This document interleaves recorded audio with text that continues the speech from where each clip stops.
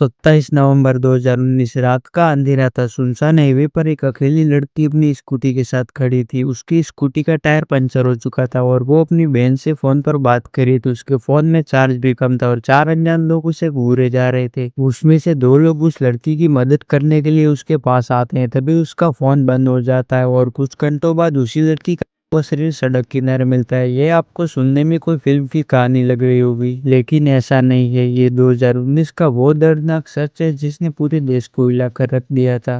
This is the story of Priyanka Reddy case. यहाँ हम बात करेंगे कि उस रात प्रियंका के साथ क्या हुआ और पुलिस ने कैसे जांच की और आखिर में इस केस का अंजाम क्या हुआ।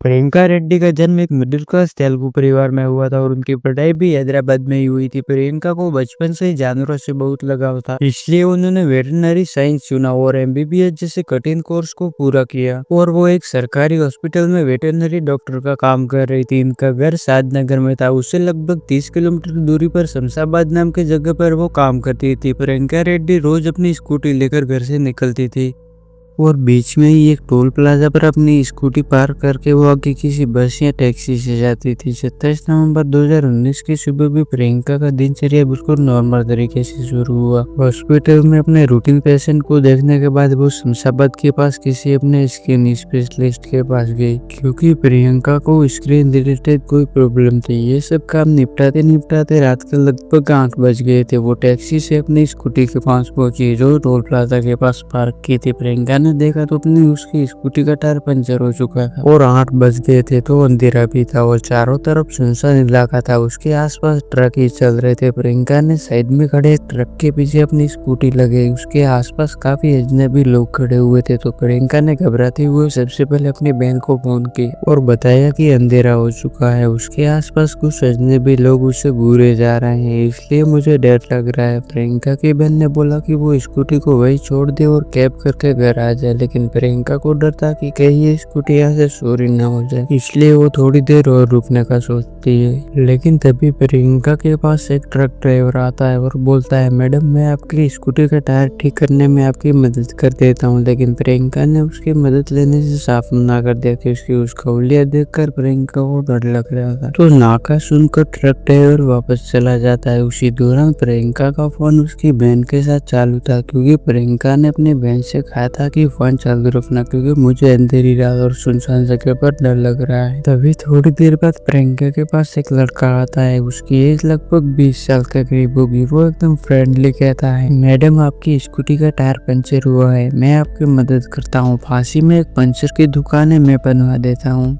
तभी प्रियंका ने ना चाहते हुए भी हाँ बोल दिया, क्योंकि सुनसान जगह और अंधेरा भी हो चुका था। तो प्रियंका ने सोचा कि ये मेरी मदद कर सकता है। तो प्रियंका ने अपनी बहन से फोन पर कहा कि कोई आया है मेरी मदद करने के लिए, और वो लड़का उनकी स्कूटी लेकर थोड़ी दूर चला जाता है और वापस आ जाता है और बोला, मैडम वो दुकान तो बंद है लेकिन और एक दुकान है, लेकिन वो थोड़ी दूर है, इसलिए स्कूटी को ट्रक में डालकर ले जाना पड़ेगा। इस बात से प्रियंका ने साफ मना कर दिया। तो लड़का वहां से चला गया। उसके कुछ देर बाद लगभग 9:22 पर उसकी बहन के साथ उसका फोन चालू था, वो भी कट गया। तो उनकी बहन को लगा कि फोन की बैटरी खत्म हो गई होगी और प्रियंका टैक्सी से घर आ रही होगी, लेकिन रात के लगभग 10:30 बजे तक भी वो घर नहीं आती है। तो परिवार वालों को चिंता होने लगती है और परिवार वालों को मालूम था कि वो टोल प्लाजा के पास रुकी है। तो परिवार वाले कौन टोल प्लाजा पर जाते, लेकिन वहाँ ना तो प्रियंका थी ना ही उसकी स्कूटी। और परिवार वालों ने आसपास के लोगों को पूछा तो किसी ने प्रियंका को नहीं देखा था। तभी प्रियंका की बहन भाभी बिना टाइम वेस्ट के पास के पुलिस स्टेशन गई, लेकिन वाकई पुलिस ने लोकेशन जानने के बाद बोला, मैडम ये एरिया हमारे अंडर में नहीं आता, आप शमशाबाद के पुलिस स्टेशन जाकर कंप्लेन करो। तभी वो तुरंत शमशाबाद पुलिस स्टेशन पहुंचती है और सब कुछ बताती है, लेकिन पुलिस फिर भी इतना सीरियस नहीं लेती। वो आसपास पूछताछ करती है लेकिन कुछ पता नहीं चलता है। अब प्रियंका के घर वाले बहुत ही परेशान हो चुके थे। उन्होंने प्रियंका के दोस्तों और रिश्तेदारों को खबर दी, वो भी सब उसे ढूंढने और फोन करने की कोशिश करने लगे, लेकिन फिर भी कुछ पता नहीं चलता है।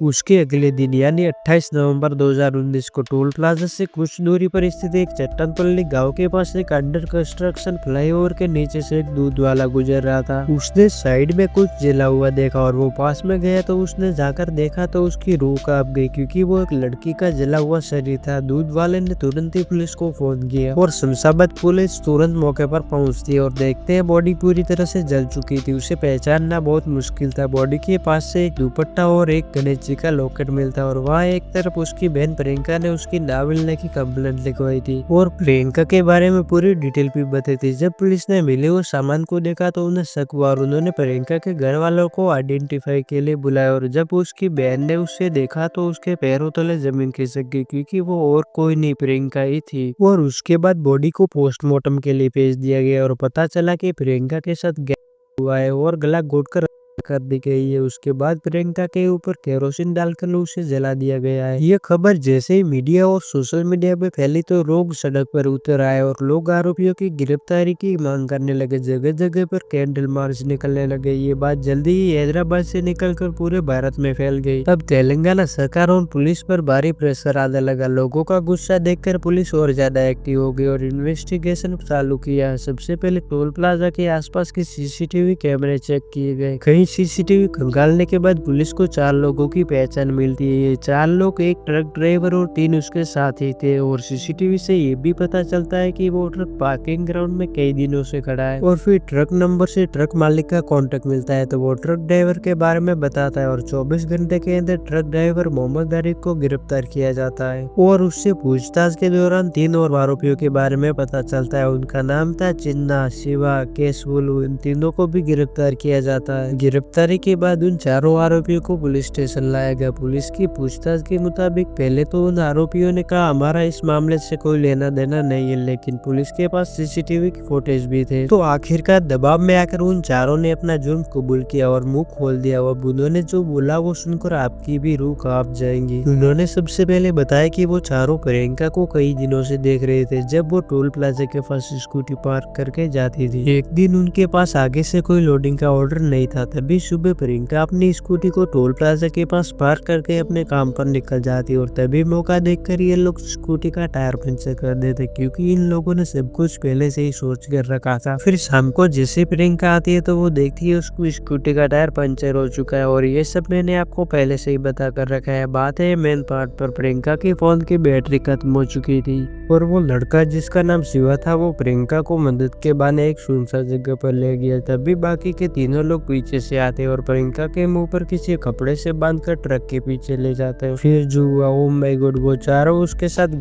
करते हैं। जब वो चिल्लाती है तो उसे जबरदस्ती दारू पिलाकर उसके मुंह पर कपड़ा बांध देते हैं और जब इन लोगों की प्यास मिट गई तो अब उन्हें एक डर सताने लगा कि अगर इसे छोड़ दिया तो ये सबको बता देगी। फिर इन लोगों ने प्रियंका का गला दबाकर उस और उन्हें पता था कि अगर प्रियंका की बॉडी पुलिस को मिल गई तो वो फंस जाएंगे, तो वो लोग प्रियंका की बॉडी को ट्रक में डालकर वहां से दूर फ्लाईओवर के नीचे ले जाते हैं जहाँ कोई आता जाता नहीं था। और उन 4 लोगों में से 2 लोग प्रियंका की स्कूटी लेकर एक पेट्रोल पंप पर गए, लेकिन वहाँ के स्टाफ ने बोतल में पेट्रोल देने से साफ मना कर दिया और उन लोगों की फोटो वहाँ भी कैप्चर हो गई सीसीटीवी में। फिर वो दोनों वापस आ जाते हैं। वो सोचते हैं कि उनके पास एक स्टोव है जहाँ वो खाना पकाते। फिर उन्होंने स्टोव में से केरोसिन निकाला और प्रियंका की बॉडी पर छिड़कना चालू किया और बाद में उसे जला दिया। फिर जब ये बात बाहर आई तो लोग आरोपियों की फांसी की मांग करने लगे और सोशल मीडिया पर जस्टिस फॉर प्रियंका ट्रेंड करने लगा। फिर 6 सितंबर 2019 पुलिस उन 4 आरोपियों को उस जगह ले जाती जहाँ प्रियंका की लाश मिली थी। उन्हें घटना स्थल की जाँच और सबूतों की तलाश के लिए ले जाया गया, लेकिन तभी आरोपियों ने पुलिस से उनके हथियार छीनने और भागने की कोशिश की और पुलिस का कहना था कि 4 आरोपियों को सेल्फ डिफेंस में मारना पड़ा और उनका इनकाउंटर कर दिया। इस मामले में लोगों का कहना था कि ये पुलिस की सोची समझी साजिश थी, लेकिन कुछ भी हो, लोगों ने कहा कि कम से कम अब तो प्रियंका की आत्मा को शांति मिलेगी। आपको क्या लगता है, क्या ये इनकाउंटर सही न्याय है? यह आप कमेंट में बता सकते हो। तो बस आज के लिए इतना ही, ये केस यही समाप्त होता है।